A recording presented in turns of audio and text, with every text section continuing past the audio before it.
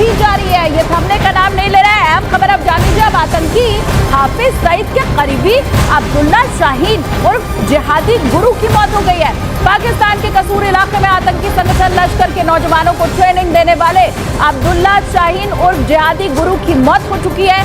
कहीं ना कहीं कोई चीज है जिसको कि ना तो डिनाई किया जा रहा है ना ही कुछ और कहा जा रहा है। लेकिन इंडिया आप अपनी मनमानी करता है, आपकी बातें नहीं सुनता। अननोन गनमैन पे आप जानते हैं, मुझे अब क्योंकि एक तो यहाँ उनका डायस्पोरा है, उसकी ग्रिप है, दूसरा उनकी इकोनॉमी है, दूसरा उनके पास पैसा है। वो समझता है, इंडिया इस वक्त बिल्कुल बजा समझता है कि दुनिया को हमारी जरूरत है, हमें दुनिया की जरूरत है। लोगों के नाम इत्यादि लेने में कोई बहुत अधिक रुचि नहीं है, क्योंकि ये तो अब रोज का काम हो गया है। पहले तो महीने में एक हो रहा था, उसके बाद हफ्ते में एक होने लगा, अब तो दिन के दो हो रहे हैं। ये चीज़ जो है ना, वो इस चीज़ को इस चीज़ से जोड़ो जी, वो मोदी है तो मुमकिन है, इलेक्शन आ रहे हैं। जैसे आपने अभी कश्मीर का जिक्र किया कि जी कश्मीर के हवाले से कुछ ग्रुप्स हैं जिसको पाकिस्तान के, आपको पता है इंस्पेक्टर जनरल पंजाब ने तो ये कहा था कि ये होस्टाइल एजेंसीज हैं, कभी इंडिया का नाम नहीं लिया। लेकिन कई लोग कहते हैं ये पैटर्न एक है। अननोन गनमैन ने इस बार फिर एक आदमी निपटा दिया। अब ये निपट रहे हैं, अब तो ये डेली अफेयर हो गया।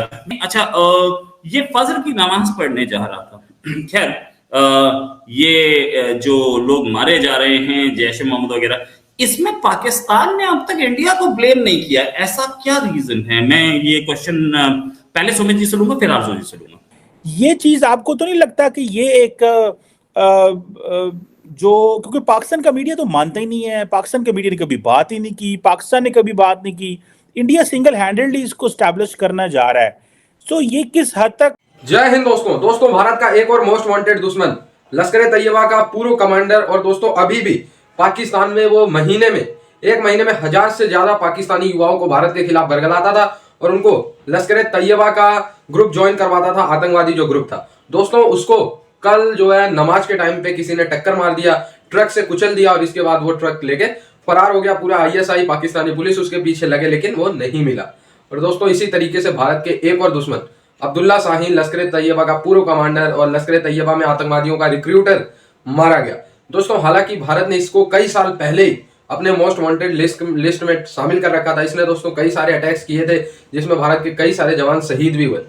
तो दोस्तों उसका बदला ले लिया गया। अब दोस्तों कई सारे एंगल बन रहे हैं। कुछ लोग कह रहे हैं इसको पाकिस्तानी आर्मी ने खुद मरवाया, जैसे बहुत सारे पूर्व में भी बहुत सारे आतंकवादियों को पाकिस्तानी आर्मी खुद साफ कर रही है। और दोस्तों ये पहला ऐसा वाकयात है, ये जो सीन चल रहे हैं ना पाकिस्तान में मारने वाले, इन वाकयात में कभी भी पाकिस्तानी आर्मी भारत का नाम नहीं ले। तो आप लोग समझ सकते हैं कि ये पाकिस्तानी आर्मी का खुद का किया धरा है। भारत के दुश्मनों को आतंकिस्तान में चुन चुनकर कौन मार रहा है, ये भी एक बड़ा सवाल है। क्योंकि अब पाकिस्तान में आतंकी संगठन लश्कर का कमांडर अब्दुल शाहीन, उसकी हत्या कर दी गई है। पाकिस्तान के कसूर इलाके में अब्दुल शाहीन को वाहन से टक्कर मारकर मौत के घाट उतार दिया गया। अब्दुल शाहीन सड़क से गुजर रहा था, तभी अज्ञात लोगों ने अपने वाहन से उसे टक्कर मार दी, जिसके बाद उसकी मौत हो गई। ये चीज आपको तो नहीं लगता कि ये एक जो, क्योंकि पाकिस्तान का मीडिया तो मानता ही नहीं है, पाकिस्तान के मीडिया ने कभी बात ही नहीं की, पाकिस्तान ने कभी बात नहीं की, इंडिया सिंगल हैंडेडली इसको स्टैब्लिश करना जा रहा है। सो ये किस हद तक, ये आपको नहीं लगता कि ये नैरेटिव बिल्डिंग है? ये बेसिकली एक बयानिया बनाया जा रहा है पाकिस्तान के बारे में कि जी वो मोदी साहब कर सकते हैं, उनका मीडिया बना रहा है बयानिया। सो हकीकत है, हकीकत नहीं है। आप इसको कैसे देखती हैं कि ये जो प्राइम मिनिस्टर मोदी का ये नैरेटिव बिल्डिंग, और खास तक वो जर्नलिस्ट जो इनके करीब होते हैं, and then they proliferate and then move on? Sir सबसे पहले तो हमारे मीडिया को तो परमिशन ही नहीं कि वो कोई इस किस्म की न्यूज चलाए। हमारा मीडिया कुछ भी हो रहा हो उसको एक खास न्यूज, वो दुनिया में कुछ और हो, वो इमरान खान और नवाज शरीफ, हमारे यहाँ यही चला करता है। आप कभी भी उठा के देख लीजिए, आपको बहुत कम कोई ऐसी खबर मिलेगी जो आपको सोशल मीडिया और यूट्यूब इसीलिए लोगों में ज्यादा पॉपुलर होते जा रहे हैं कि यहाँ पे हर तरह की बात की जाती है, हर तरह की, बेशक किसी को पसंद आए ना आए वो एक अलग चीज है। नहीं, वो मेरा ख्याल है पाकिस्तान का मीडिया, आपको पता है इसके पास, जैसे आपने शुरू में कहा हमारा प्रॉब्लम है, हम इनवर्ड हैं। हमारे लिए दुनिया में क्या हो जाए कोई फर्क नहीं पड़ता। हमारे लिए प्रॉब्लम यह Imran Khan, Nawaz Sharif, Asif Zardari, Bilawal Bhutto Zardari, election commission, chief justice supreme court, इसके बाहर हमें कुछ पता नहीं, ना इकॉनमी की बात करनी ना किसी और चीज़ की बात करनी। सो हमारा मीडिया तो इन चीज़ों में, लेकिन वैसे भी आपको पता है जो मेन स्ट्रीम मीडिया, जैसे आपने कहा कि सोशल मीडिया तो आप इज कंसिडर्ड क्रेडिबल प्लेटफॉर्म समझा जाता है, क्योंकि लोगों की जहाँ जहाँ अपनी अपनी क्रेडिबिलिटी है। मेन स्ट्रीम मीडिया की तो कोई क्रेडिबिलिटी नहीं है। भारत पाकिस्तान का मीडिया कहा जाता है कि एस्टेब्लिशमेंट की लाइन टो करता है, या पॉलिटिकल पार्टीज की। भारत के मीडिया को कहा जाता है ये गोदी मीडिया है। सो मीडिया का तो कोई हाल नहीं है, वो हर तरफ अपनी, अमेरिका में भी आप देख लें कैसे, पूरी दुनिया में वो एक मीडिया का है। लेकिन एक जारी बात है, ये एक हेडलाइन तो क्रिएट हो गई, डिस्कशन इस वक्त इंडिया के अंदर एटलीस्ट होनी चाहिए सर, डिस्कशन होनी चाहिए इस तरह के लोगों पे, और मेन मीडिया में हमारे यहाँ भी डिस्कशन होनी चाहिए। अगर हमने इस तरह के लोगों से पीछा छुड़ाना है, हमने अपनी कंट्री को थोड़ा आगे बढ़ाना है, या हमने प्रोग्रेस करनी है, तो हमें इस तरह के लोगों पे डिस्कशन भी करनी होगी, ताकि कुछ तो हम सीख सकें, वरना तो यही कुछ चलता रहेगा जो अभी तक चल रहा है। पहली बात तो ये कि जिसको मारा है वो भी खान था। ये खान के पीछे पड़े हुए हैं सारे, क्योंकि इनको लगता है खान को पीछे पड़ेंगे तो कोई ना कोई खान निकल जाएगी।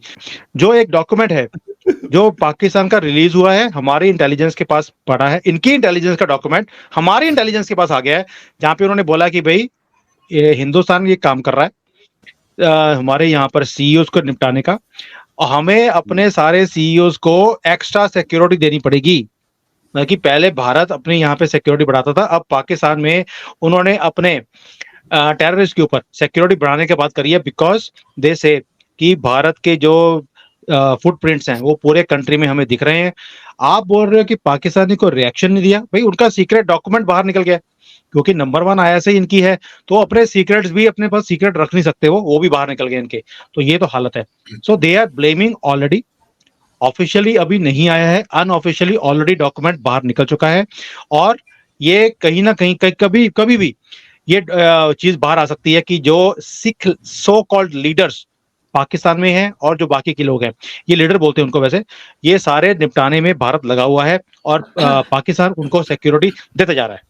सो ये प्लीज डोंट से कि पाकिस्तान अभी तक कोई रिएक्शन नहीं दे रहा, आने वाला है। रॉ एजेंट आप हो, न्यूज मैं दे रहा हूँ। कम में लोग हैं ना, मैंने भी तो आगे एजेंट रखे हुए ना, ऐसा थोड़ी है कि मैं अकेले एजेंट हूँ। अच्छा, ये एक सुदामा है, बोल रहे हैं कि आरजू काजमी के डिबेट के बिना मैं सोता नहीं हूँ, बिग फैन मैम। आरजू जी, अपने डिबेट्स में ऐसी कौन सी लोरी सुनाती हैं आप? वो आप देखेंगे तो आपको पता जगजीत सिंह की गजलें, जगजीत सिंह साहब की गजलें तो नहीं सुनाती हैं। अच्छा, हमारी एक पॉलिटिशियन है, शायद आप लोग जानते हो, खबर तो जानते होंगे, फिरदौस आशिकवान। बहुत अच्छे से उनका कहना, ये एक बड़ी खूबसूरत एक्ट्रेस हुआ करती थी, मतलब एक्टिंग के लिहाज से भी बहुत जबरदस्त, समीता पटेल। तो उनका कहना ये है फिरदौस आशिकवान का कि कॉलेज लाइफ में उनकी फ्रेंड्स उनको समीता पटेल कहती थी। तो किसी ने लिखा कि आज पता लगा कि समीता पटेल की डेथ की वजह क्या है। उन्होंने शायद ये खबर सुन ली होगी। वो जब स्मिता पाटिल मरी थी, फिरदौस आपा भी ना, फिरदौस आपा यार रोहित भाई भी बोल लेती है, कमाल। ये तो डॉक्टर थी, उसमें हॉस्पिटल लाहौर में डॉक्टर थी, मैं जानता हूँ इनको अच्छे से।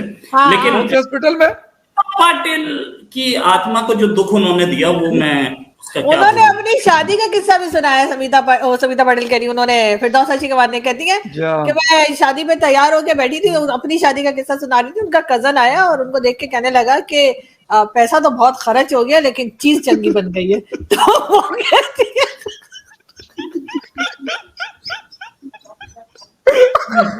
बहुत खर्च हुआ, क्योंकि खर्च होता, क्या कहना।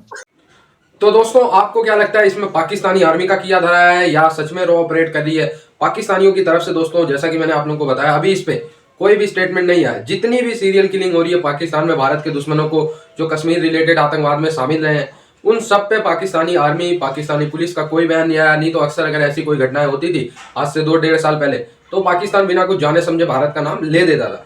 क्योंकि अभी तक भारत का नाम नहीं लिया, इसीलिए माना जा रहा है कि पाकिस्तानी ISI खुद ही इनको साफ कर दिया, ताकि IMF से जो इनको फंड मिलना वो काफी इजी तरीके से मिल जाए। दोस्तों, पाकिस्तान की आर्मी ही मेन आतंकवाद को पालती है, ये बात आप लोगों को मानना पड़ेगा। दोस्तों, हाफिज सईद, मौलाना मसूद अजहर को भी अगर पाकिस्तानी आर्मी निपटा देना तो उसमें कोई गलत सीन नहीं होगा। क्योंकि दोस्तों, पाकिस्तान में मदरसों की कमी नहीं है। अगर अपने IMF से फंड रिलीज करवाने के लिए ये लोग 2-4 आतंकवादियों को खत्म भी कर देते हैं तो कोई फर्क नहीं पड़ता, क्योंकि दोस्तों मदरसों की कमी नहीं है। उन मदरसों से लाखों की संख्या में हाफिज सईद जैसे आतंकवादी पाकिस्तान पैदा कर सकता है। तो इसलिए दोस्तों इनको मारना कोई बहुत बड़ी बात नहीं है। हाँ, लेकिन भारत के ये दुश्मन थे, वांटेड दुश्मन थे, मारे जाना इनका काफी अच्छी बात भी है। ठीक है दोस्तों, लेकिन अननोन मैन है, अब बताया जा रहा है भाई। अच्छा, पाकिस्तानी आर्मी का इसमें हाथ हो या ना हो, ये मतलब पूरी तरीके से सच नहीं है। कई भारतीय एक्सपर्ट ऐसा बताते हैं। अब कौन ऐसा काम कर रहा है पूर्णतः ये स्पष्ट नहीं है। पाकिस्तानी मीडिया चैनल पे अगर बात किया जाए तो वो कहते हैं रॉ ऑपरेट कर रही है, लेकिन भारत के एक्सपर्ट्स जो एंगल बताते हैं वो मैंने आप लोगों को आगे बताया कि पाकिस्तानी आर्मी खुद ऐसा कर रही है। बाकी आप लोग डिसाइड करें कि ये कर कौन रहा है और जो भी कर रहा है यार, लेकिन भारत के दुश्मन तो खल्लास हो रहे हैं ना। आई होप ये वीडियो आपको अच्छा लगा, जुड़े रहे ऐसी वीडियोस के लिए। तब तक के लिए धन्यवाद, जय हिंद।